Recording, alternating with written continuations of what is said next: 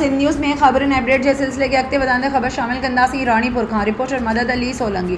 गंबड़ NADRA in charge इदारे में शाही क़ाइमु करे वरिती। ॿेराड़ी खां ईंदड़ अबोझ माण्हुनि खे दड़का ऐं दॿा साफ़िन पारां ग़रीबनि जी औंजनि बाबति पुछण ते आपे मां निकिरी वियो।